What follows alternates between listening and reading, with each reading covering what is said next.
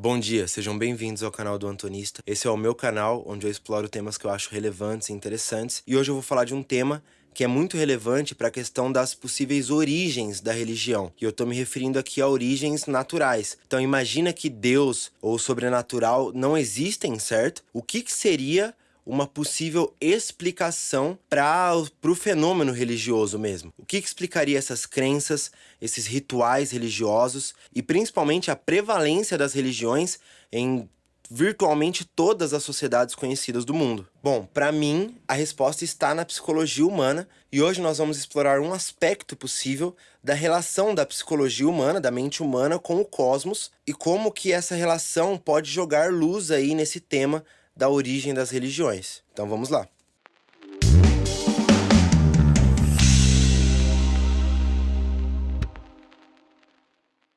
Então hoje nós vamos falar sobre a teoria da gestão do terror, algo nesse sentido. Terror Management Theory. Vocês vão achar mais informações sobre isso se vocês pesquisarem a respeito disso em inglês. E vamos começar pensando da seguinte forma.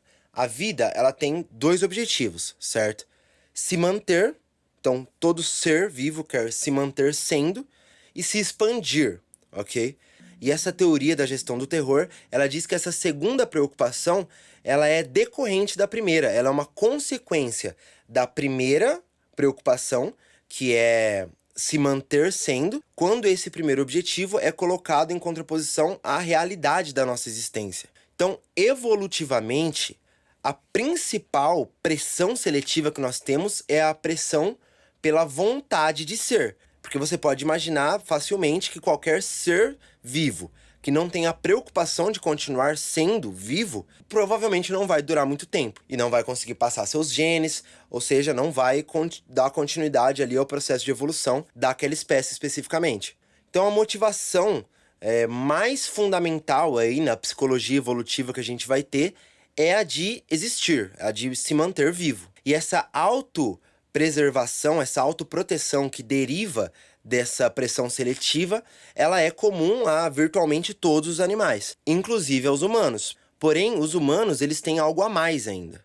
E um dos primeiros aspectos dessa diferença dos humanos para os outros animais é a nossa capacidade cerebral e o nosso cérebro, a nossa fisiologia cerebral é diferente da dos outros animais. Principalmente quando a gente fala do nosso córtex, que é essa camada externa do cérebro, que nos humanos é muito densa, mas muito densa neurologicamente, ou seja, tem muitos neurônios ali, certo? É uma densidade de neurônios muito grande. Inclusive, é muito custoso, né, manter o nosso cérebro. E quando a gente fala do nosso córtex frontal, então, a diferença é maior ainda.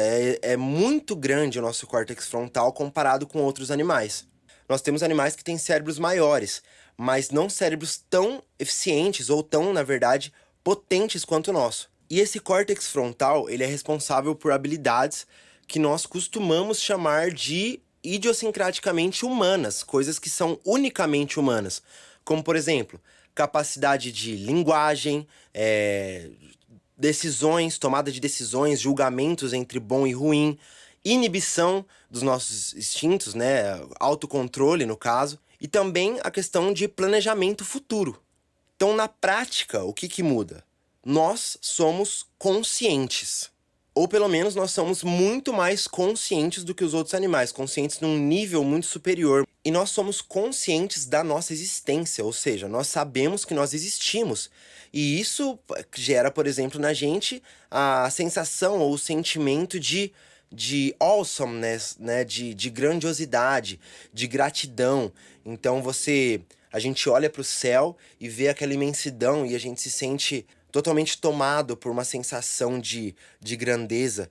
É meio difícil achar em português uma palavra para isso, mas a palavra awe, em inglês, awesome, né? Explica muito bem essa sensação. Porém, nem tudo são flores, né? Porque ao mesmo tempo que a gente tem essa sensação de gratidão pela existência e de noção da nossa própria existência, consciência da nossa própria existência, nós também temos consciência do nosso futuro. E também nós temos consciência da nossa própria biologia animal e também consciência da possibilidade da tragédia. E mais fundamental aqui para o nosso assunto do vídeo, nós temos a consciência da inevitabilidade da morte. Então nós temos aqui uma situação onde nós somos animais que priorizam, né, que valorizam a vida acima de tudo, mas também temos a certeza de que a vida é finita e de que essa vida vai ter um fim e de que nós vamos morrer. E isso provoca na gente um terror existencial muito grande, uma angústia que ela é profundamente deprimente e desmotivacional. Psicologicamente falando, se isso fosse tudo que você pensasse, você não ia ter energia mesmo, você não ia ter motivação para viver a sua vida, para levantar de manhã e fazer as coisas. Muitos apologetas cristãos e na teologia também costumam até trazer essa questão um pouco como sendo o absurdo da vida sem Deus. Então nós, enquanto espécie, desenvolvemos, mesmo que meio inconscientemente, mecanismos para livrar a gente ou para proteger a gente desse tipo de terror existencial. E na antropologia a gente chama esses mecanismos de cultura, basicamente. Então, nós desenvolvemos, teoricamente, segundo essa teoria, a cultura para lidar com esse tipo de angústia existencial. E o que seria essa cultura? Basicamente, seriam crenças socialmente construídas, certo?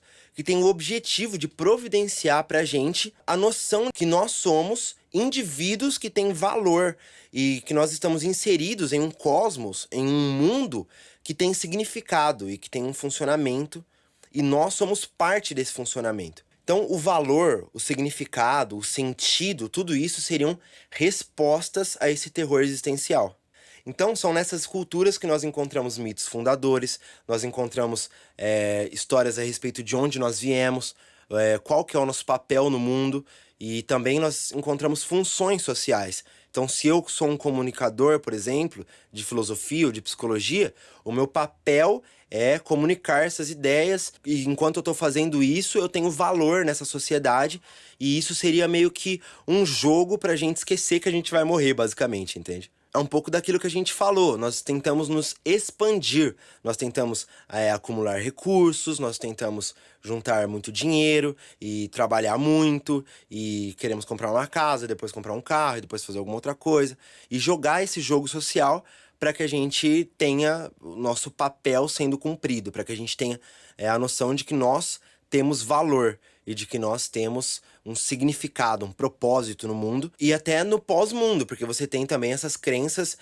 sociais de que a vida é eterna, seja através da reencarnação, ou de algum tipo de ressurreição, ou de um paraíso eterno, ou de uma noção grega, por exemplo, de que nós vamos continuar participando do mundo de alguma forma menos significativa depois que a gente morrer. Então a cultura seria uma forma de expansão do ser, ou uma garantia de continuidade da vida. Isso se relaciona até um pouco com a noção de tribalismo e de arrogância cultural, né? Porque nós vamos nos apegar, então, a um determinado grupo social do qual a gente faz parte, para tentar garantir, talvez, a continuidade daquele grupo, e dessa forma a gente tentar se preservar e garantir a nossa continuidade e a nossa relevância depois da nossa própria morte. Se essas crenças sociais, elas são um mecanismo de defesa contra esse terror existencial, significa que eu não posso validar em nenhum nível outras formas de interpretação do cosmos, por exemplo, ou outras formas, outros mecanismos, ideias que discordam disso. Então, se tem alguém que tem uma religião diferente da sua, isso, segundo essa teoria, te ofende profundamente. A gente observa isso no mundo mesmo, né? Isso mexe realmente com as suas estruturas mais profundas, assim, e aquilo que deveria ser mais sólido. Porque ao validar uma ideia de um grupo diferente, por exemplo, eu estaria colocando em risco a minha segurança existencial, a minha saúde emocional e psicológica, por exemplo. Isso estaria também por trás do nacionalismo, do tribalismo e dessa arrogância cultural que a gente vê tanto. Então a teoria é de que o medo da morte afeta profundamente o nosso comportamento de forma a moldar muitas das nossas relações sociais e psicológicas da gente com a gente mesmo. E a pergunta que fica é de como testar isso, como que a gente vai então identificar realmente esses padrões na nossa psique. E eu vou deixar isso pro próximo vídeo dessa série aí sobre Terror Management Theory, e vamos tratar sobre alguns estudos mesmo a respeito disso, pra gente tentar ver como que a gente mede isso na psicologia experimental. Deixa aí o comentário com as suas dúvidas e críticas e o que você achou. Então por hoje eu fico por aqui, espero que você tenha gostado do vídeo e eu espero que eu veja vocês na parte 2.